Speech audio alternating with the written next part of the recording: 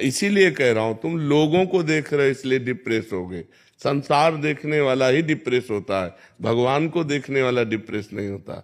अगर सब में भगवत भावना करो, और भगवान है सब में, सिय राम में सब जग जानी, करो प्रणाम जोरी जुग पानी। सब में भगवान है, पास धन है, हम इनको दे दिया। अभी हमको गाली दे रहे हैं, हमारे साथ कपट कर रहे हैं, हमारे साथ छल कर रहे हैं, तो हमारा तो हिसाब हो गया, हमारा कर्म बन गया उत्तम। अब ये जो हमें गाली दे रहे हैं, ये हमारे पूर्व जन्म का कोई हिसाब है, तो वो भी चुकता हो रहा है।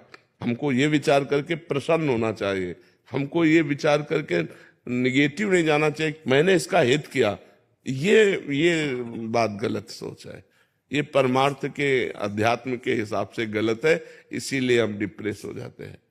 हमारे जैसे अपन किसी की मदद करे या कुछ भी करे तो उसके कहते हैं कि अपन किसी उसके कर्म वो भुगत रहा था और अपन ने उसके जाके उसकी मदद कर दी, तो क्या उसके कर्म अपने। तो आपका कर्म उसके कर्म से जुड़ा हुआ था, इसीलिए आपको वहां सम्मिलित किया गया, इसीलिए आपको वहां भेजा गया कि अब उसके दुखमय कर्मों में आप अपना हिस्सा दीजिए और उसके दुख को निवारण कीजिए, तो आपको मिलेगा पुण्य और उसका कट गया पाप।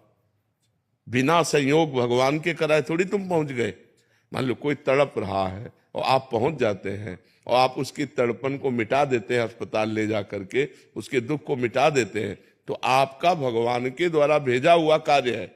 आप भगवान की तरफ से प्रेरित होके गए, तो आपका तो बना पुण्य और उसका कट गया पाप, दुख निवृत्ति हो गई। तो ये संयोग होता है।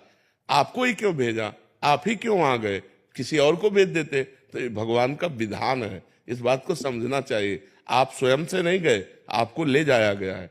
ताहि न आवे ताहि पर, ताहि तहां ले जाए। जैसी हो भवतव्यता तैसी बने सहाय, आप न आवे ताहि पर, ताहि तहां ले जाए। वो भगवत विधान होता है। तो भगवान की जय जयकार करनी चाहिए कि मालिक मुझे ऐसा किसी दुखिया के दुख निवारण का मुझे सौभाग्य दिया। तो ये थोड़ी है कि उसके प्रारब्ध कर्म को मिटाओगे तो आपको पाप लगेगा, आपको पुण्य होगा, क्योंकि उसके असत कर्मों के परिणाम स्वरूप उसे दुख मिला और उसकी दुख निवृत्ति में आप सहयोग किए तो उसके पाप कट गए, आपका पुण्य बन गया। समझ गए जी जी। महाराज जैसे ये कर्म कहाँ से शुरू होते, जैसे एक कसाई जो रोज मुर्गे काट रहा है वो तो रोज हजारों मुर्गे। अरे तो इनकी फिर दुर्दशा जानते हो कैसे होती है? नरकों में इनको लाखों करोड़ों वर्ष सड़ाए जाते हैं, वो तो तुम्हें नहीं दिखाई देगा। अब जैसे यहाँ चोरी की और पुलिस पकड़ के ले गई, अब वहां जो हिसाब करती है अंदर चार चार पुलिस वाले मार डंडे, जब उनकी खाल उधेड़ते हैं, इसके बाद 20 साल की सजा, आजीवन कारावास, एक एक गलती की। तो यहाँ जो कर रहे हैं ना, इनकी दुर्दशा जो नरकों में होती है वो तुम्हें तो पता नहीं। कर्मों का फल तो भोगना ही पड़ता है ना।